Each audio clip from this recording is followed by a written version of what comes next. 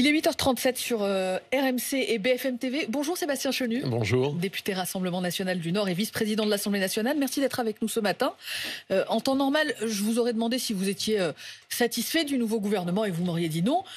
Mais là, vous avez quand même un motif de satisfaction, hein? Non, écoutez... Je crois d'abord que ce n'est pas la vraie actualité qui préoccupe les Français. Moi, j'ai été troublé hier de voir que la vraie actu, c'est que, et c'est les chiffres qui sont sortis hier, c'est que 9 millions de Français sont en situation de précarité. Je veux le dire parce que... Non, mais on reviendra sur l'actualité, oui, sur le reste de l'actualité, Sébastien Chenu. On s'intéresse à la Ma politique, première question, évidemment, mais je trouve que le vrai fait hier, c'était celui-ci. Ma première question est sur le remaniement. Est-ce que le départ de Pape Ndiaye, c'est une victoire pour vous? Non, vous savez, même quand on n'entend rien avec eux, on est déçu.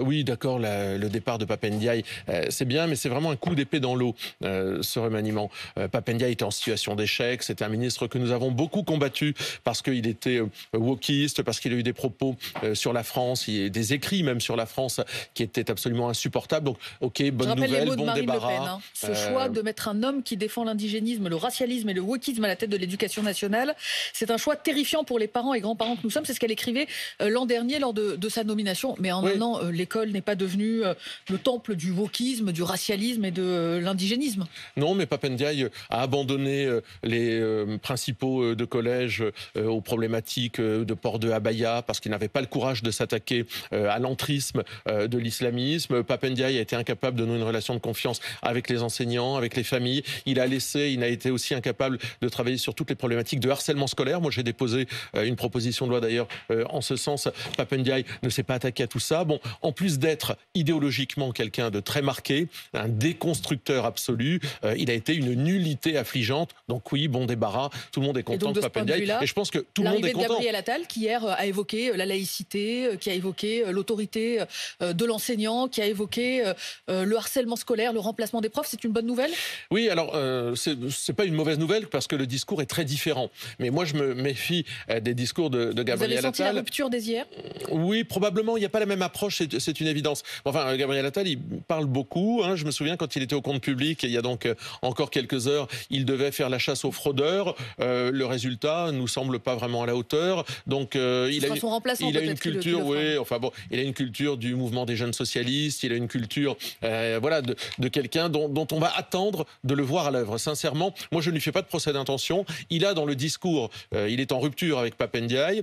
On va voir si réellement il arrive à s'attaquer aux problématiques de laïcité, à s'attaquer aux grands défis de l'autorité à l'école et puis aussi du niveau et bien entendu de la situation des enseignants. Donc il a un chantier énorme face à lui. Pape Ndiaye a été en échec total dans sa mission. Gabriel Attal parle, on peut le rejoindre dans le discours, on peut comprendre ce qu'il dit, on peut avoir des points d'accord, mais je me méfie des grands discours, d'autant plus que dans ce gouvernement, parler, c'est souvent la seule chose qu'il sache faire. Sébastien Chenu, il est déjà pris pour cible, Gabriel Attal. Alors pas par vous, par un soutien d'Éric Zemmour, l'ancien ministre et fondateur du Puy du Fou, Philippe de Villiers. Tweet qui a scandalisé à gauche dans la majorité, qui n'a suscité pour l'instant aucune réaction dans votre camp. Je vais vous le lire. La nomination de Gabriel Attal, écrit Philippe de Villiers pour remplacer Pape Ndiaye, c'est la catastrophe de l'été, c'est le passage du woke au LGBT. Est-ce que ça vous choque comme propos? Oui, moi, je suis face à vous ce matin, donc je peux réagir. Et je trouve que c'est consternant. Venant de quelqu'un comme Philippe de Villiers, qui est quelqu'un qui a un certain niveau, on n'attend pas des attaques personnelles sur ce nouveau ministre de l'Éducation nationale. Vous ne faites pas ce procès-là d'être communautariste, Gabriel Attal, ce que sous-entend Philippe de Villiers dans un tweet qui, encore une fois, a beaucoup scandalisé. Je ne vois pas en quoi la vie privée de Gabriel Attal en fait un acteur du communautarisme, pas du tout. Donc je trouve que c'est un propos qui est déplacé venant de Philippe de Villiers. Je n'y souscris pas et je trouve que ce n'est pas au niveau du combat politique que nous devons mener. Mais pour revenir sur ce remaniement, sincèrement, quand on fait un remaniement, c'est pour dire quoi? Ou c'est pour changer de cap politique, c'est pour donner une nouvelle orientation. Or, il n'y a pas de nouvelle orientation. D'ailleurs, il n'y a pas d'orientation depuis les législatives. Il y a une prise de parole tout à l'heure d'Emmanuel Macron en ouverture du Conseil des ministres. Enfin, je ne crois pas qu'Emmanuel Macron change radicalement la position qui est la sienne, l'orientation de ce gouvernement. Ou alors, c'est pour élargir sa majorité. Il n'y a pas d'élargissement. Ils se sont au contraire rétrécis. On voit bien, ce sont les acteurs fidèles de la Macronie. Les gens qui rentrent au gouvernement sont archi-fidèles. Ce sont des acteurs historiques, parfois même hystériques, de la majorité macroniste. Vous pensez à qui? je pense à tous ces députés qui ont souvent parlé fort pour défendre Emmanuel Macron, sont des archifidèles, soumis fans d'Emmanuel Macron. Donc il n'y a pas d'élargissement, il y a un rétrécissement. Je pense que c'est un gouvernement qui rétrécit, tout comme cette majorité rétrécit. Puisque vous évoquez les députés, en attendant, donc le travail parlementaire se poursuit. Je rappelle que vous êtes vice-président aussi de l'Assemblée nationale, avec une loi d'urgence qui a été votée hier, qui doit permettre de reconstruire les dégâts causés par les émeutes de fin juin. Loi donc définitivement votée, unanimité au Sénat, quasi-unanimité à l'Assemblée. Mais votre groupe, le Rassemblement national, a voté contre. Pourquoi ? Vous ne souhaitez pas reconstruire ? Vous souhaitez priver les communes non, pas du tout. des aides pour reconstruire les dégâts ?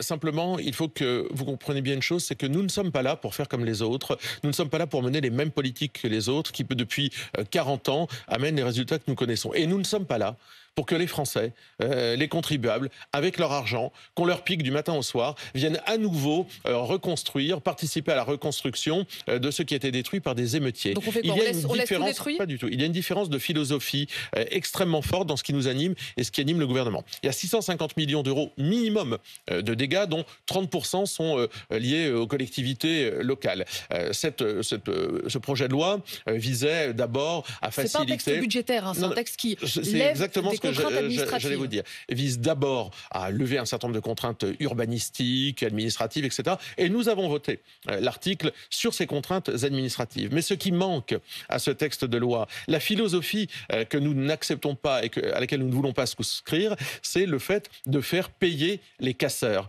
Nous n'acceptons plus que ce soit les Français, les contribuables, quels qu'ils soient, qui soient mis à contribution. Eh bien, on fait payer. Comment on fait payer des délinquants pour reconstruire, par exemple, les 2 écoles de la Verrière je vais vous expliquer. Qui ont été brûlées. On doit mettre dans ce pays un simple principe qui est celui de casseur-payeur. On connaît le principe d'ailleurs pollueur-payeur. Eh bien, casseur-payeur. Lorsque vous cassez, eh bien, vous devez être sanctionné. Et l'argent qu'on peut récupérer, que ce soit via des amendes, tout le monde n'est pas insolvable, eh bien, doit être redirigé vers les constructions, vers la réparation. Et si vous avez cassé, vous allez devoir payer, y compris jusqu'à la fin de vos jours, y compris lorsque vous trouverez un boulot, on vous fera une saisie sur salaire, y compris lorsque vous aurez... C'est une condamnation derrière à vie, en quelque sorte. Quand vous avez cassé, vous devez vous acquitter de votre réparation tout au long des mois et des années qui viennent. Ça veut dire qu'il n'y a pas de réhabilitation, quelqu'un qui aurait cassé, vous dites à vie, ce sera un prélèvement sur salaire. Non, quand vous avez terminé de payer, eh bien, vous êtes réhabilité. Mais je veux dire, il faut mettre des principes qui sont différents. Aujourd'hui, les Français ne peuvent plus accepter, et nous n'acceptons pas en tous les cas, qu'on revienne sans arrêt à la case départ, comme si de rien n'était, en disant, écoutez, il y a eu des émeutes, aucune leçon n'en est donnée, et à la fin, on demande encore aux Français de mettre la main à la poche. Sébastien Chenu, si il n'y a pas de réparation, si c'est l'État qui s'efface en quelque sorte, il y a aussi ce risque de voir, parce que l'on a vu les images de Nice, de Cavaillon, où les autorités publiques soupçonnent des trafiquants de drogue d'avoir repris la main, d'organiser des kermesses, d'organiser la solidarité en local. Donc en fait, c'est l'État qui capitule si on ne reconstruit pas. Ah mais l'État a capitulé depuis longtemps. Vous savez ce que disait Anatole France, il n'y a plus d'État, il n'y a que des administrations. Et c'est un peu ce à quoi nous sommes aujourd'hui. Mais ne pas reconstruire, c'est pas l'État qui s'efface et qui laisse la main précisément à la débrouille. Ça a été la politique aux trafiquants. Ça a été la politique de la ville pendant 40 ans. C'est-à-dire, on a réparé des vitres, on a réparé des ascenseurs, on a réparé des escaliers, on a repeint des quartiers. Moi, je ne suis pas pour qu'on abandonne la politique de la ville et des quartiers. Moi, par exemple, je soutiens un plan ANRU dans ma ville de Denain. L'ANRU, c'est Jean-Louis Borloo qui l'a monté. Ça fonctionne plutôt bien, mais je suis contre le fait qu'on disperse de l'argent public à des associations comme on le fait depuis 40 ans, tout simplement pour tenir les quartiers, pour acheter la paix sociale. Le rétablissement de l'autorité. Et d'ailleurs, vous parlez des problématiques de drogue dans un quartier de Marseille, je crois, de Cavaillon. De Cavaillon. Je rappelle qu'il y a un an, Gérald Darmanin le racontait sur votre plateau, qu'il allait faire fermer tous les points de deal en France. Un an après, échec total. Je veux dire, quand on ne sait pas faire, quand on ne veut pas faire, comme Gérald Darmanin, on n'annonce pas des choses pareilles. Mais est-ce que c'est pas pire de voter, par exemple, contre une loi qui permet précisément de reconstruire ce n'est pas pire des équipements, des écoles, la Poste, notamment. Vous l'avez dit vous-même, d'ailleurs, c'est pas cette loi qui va empêcher ou pas de reconstruire. Cette loi, elle vise à lever un certain nombre de barrages administratifs. Nous disons que ça cette loi ne fait pas son boulot. Et c'est pour ça que nous ne la votons pas, parce qu'elle ne permet pas de faire entrer dans le cadre de la loi le principe du casseur-payeur. Le rétablissement des autorités dans notre pays. Je dis des autorités parce que c'est dans l'éducation nationale, on en a parlé, c'est évidemment dans la justice, on en a parlé, mais c'est aussi à l'école. C'est un chantier extrêmement important. Aujourd'hui, ce gouvernement est en échec total. Par exemple, sur l'excuse de minorité, ça ne coûte pas un euro, l'excuse de minorité, de revoir ce dossier de l'excuse de minorité. C'est une demande récurrente du Rassemblement national. J'ai déposé là aussi une proposition de loi avec l'ensemble des députés du Rassemblement national, avec Marine Le Pen, pour qu'on revoie l'excuse de minorité, qu'on puisse lever cette excuse de minorité. Le gouvernement ne s'y engage pas. La suppression des allocations familiales pour des mineurs ou des délinquants multirécidivistes, je précise. C'est une mesure symbolique. On sait que 60% étaient des primo-délinquants sur ces émeutes. D'accord, mais donc ça veut dire qu'il y a 40% qui sont des récidivistes. Mais dont on n'est pas sûr qu'elles soient toutes mineures. 40% sont des récidivistes. Eh bien, qu'on supprime les allocations familiales. Mais vous dites que c'est une mesure symbolique. Oui, mais l'autorité, ce sont aussi des symboles. Et c'est parce qu'on a abandonné tous ces symboles qu'aujourd'hui, il n'y a plus de cadre qui tienne la France debout. Puisque vous évoquez ces symboles, je voudrais vous montrer une vidéo. C'était à Marseille, hier. Des policiers déférés, soupçonnés d'avoir tabassé un jeune homme, et leurs collègues qui se donnent rendez-vous pour les applaudir au moment du déferlement. Regardez.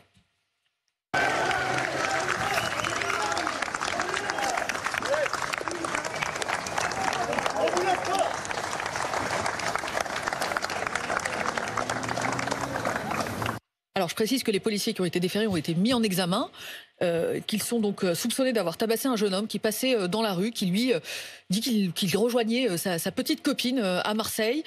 Plus de 8 jours d'incapacité totale de travail, des indices graves et concordants d'après la justice. Est-ce que c'est remettre en cause l'état de droit que de se donner rendez-vous pour les applaudir? Non, mais il y a plusieurs choses là-dedans. D'abord, voilà, la présomption d'innocence, elle existe pour tout le monde. Et si des policiers se comportent mal, ce qui peut arriver, comme dans tout corps, eh bien, ils doivent être durement sanctionnés, et ils le sont d'ailleurs. Vous savez que la police, c'est le corps d'État qui est le plus contrôlé et donc aussi le plus sanctionné. Non, elle ne me choque pas parce que je sais ce que vivent les policiers. Parce que voyez-vous, moi, lorsque je vais au commissariat de Denain ou de Valenciennes, je sais le sentiment d'abandon que ressentent nos forces de l'ordre lorsqu'ils ont entendu, par exemple, Emmanuel Macron immédiatement pointer du doigt le policier qui avait tiré sur le jeune Naël sans connaître du tout les circonstances. Le fait que les policiers se sentent abandonnés, parfois par leur hiérarchie, mais surtout par une certaine forme d'autorité politique, amène effectivement un sentiment de corps très fort. On est d'accord, aujourd'hui, on verra bien ce qu'il y a là-dedans. Le fait de tabasser un jeune homme, par exemple, madame, et je suis d'accord avec vous, il y a une enquête qui est en cours. Mais madame, ces policiers sont mis en examen ce matin. La police de notre pays doit être exemplaire, et je pense que dans 99% des cas, elle l'est. La police de notre pays, ce sont des hommes et des femmes jeunes, issus souvent de quartiers populaires, qui essayent, parce qu'ils sont républicains, d'assumer, de faire assumer l'ordre public dans des conditions extrêmement difficiles et pour des salaires extrêmement modestes. Quand il y a des gens qui se tiennent mal, ils doivent être sanctionnés à la hauteur du comportement exemplaire qu'on attend d'eux. Donc moi, j'ai pas de problème avec ça. Quand on est dépositaire de l'autorité publique et qu'on se comporte mal et qu'on commet des actes qui ne vont pas dans ce cadre, il faut être sanctionné. De l'autre côté, sincèrement, notre police se sent abandonnée, notre police se sent, que ce soit dans les moyens, que ce soit les conditions dans lesquelles elle travaille, la situation des commissariats. Enfin, je veux dire, qui accepterait de travailler dans des conditions pareilles? Oui, mais c'est pas la question. La question, c'est qu'ils sont mis en examen déféré, que les policiers applaudissent. Oui, parce que les policiers font corps, parce qu'ils se sentent abandonnés et que comme toute, j'allais dire, communauté professionnelle, lorsqu'elle se sent abandonnée, elle fait corps. Donc moi, je comprends que les policiers fassent corps. Il y a une enquête, on verra bien si ces policiers ont commis des infractions graves. Ils seront jugés et sanctionnés à la hauteur de celle-ci. Pour le reste, arrêtons de jeter l'opprobre. Vous savez, on entend la France insoumise qui, du matin au soir, salit la police, dit la police tue, les traîne dans la boue. Si les Français voyaient les débats de l'Assemblée nationale et entendaient ce que l'extrême gauche dit sur notre police, les Français seraient révoltés. On est dans un pays qui a besoin d'apaisement et je ne crois pas que c'est en tapant sur la police qu'on arrive à cet apaisement. Sébastien Chenu, on a appris en début de semaine des hausses significatives dans plusieurs domaines. Prix de l'électricité au 1er août, plus 10%, hausse du pass Navigo en Ile-de-France et cette réflexion autour d'une taxe sur les alcools et les vins. Est-ce que l'une de ces augmentations est pour vous justifiée? Et vous oubliez les fournitures scolaires, plus 10%, on apprend ce matin. Ce n'est pas une augmentation du gouvernement. Non, ce n'est pas une augmentation du gouvernement, mais on voit bien que les Français sont dans un corner, sont dans un coin où chaque jour, ils s'aperçoivent que leur pouvoir d'achat diminue, que leur pouvoir d'achat est fortement impacté. Mais en même temps, est-ce qu'il y a une hausse qui est justifiée, par exemple la taxe sur les alcools et les vins?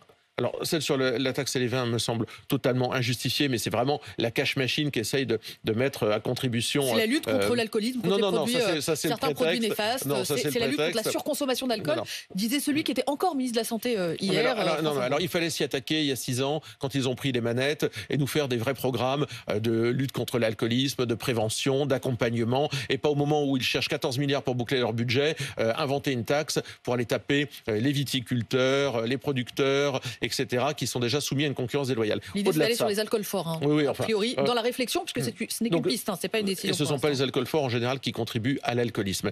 Au-delà de ça, les hausses sur lesquelles le gouvernement a la main, a le levier. C'est par exemple l'électricité. Marine Le Pen l'avait dit en juin 2022. Elle avait dit l'effet de rattrapage du bouclier énergétique va être terrible. Bruno Le Maire, qui a menti encore une fois dans la représentation nationale, dit pas du tout, il n'y aura pas d'augmentation de l'électricité. Il y a évidemment une augmentation insupportable. Mais il n'y a pas de rattrapage. La commission de régulation, Sébastien Chenu, disait 75% d'augmentation. C'est plus 10% de plus. Non mais on peut retourner le problème dans tous les sens. Les Français vont payer à cause de ce gouvernement l'augmentation de leur électricité plus chère qu'auparavant. Mais il y a des solutions. Moi je regarde, quand on propose, avec les députés Rassemblement National, avec Marine Le Pen, avec Jean-Philippe Tanguy, qui réfléchit sur ces questions, de sortir du marché européen de l'électricité. Ça ne fait sortir d'aucun traité. Ça ne nous fait pas sortir de l'Union européenne. Ça ne nous met pas dans une situation, j'allais dire, bancale vis-à-vis de l'Union européenne. Sortir du marché européen de l'électricité, c'est quoi? C'est en fait sortir de l'indexation sur le gaz. Eh bien, c'est quelque chose qui a été fait dans des pays comme le Portugal et l'Espagne, avec des résultats. Il y a des moyens, il y a des leviers, il faut y aller. 8h53 sur RMC, BFM TV. Merci Sébastien Chenu. Merci. Député Rassemblement National du Nord, vice-président de l'Assemblée nationale. Bonne journée à vous, bonne journée à tous. Merci.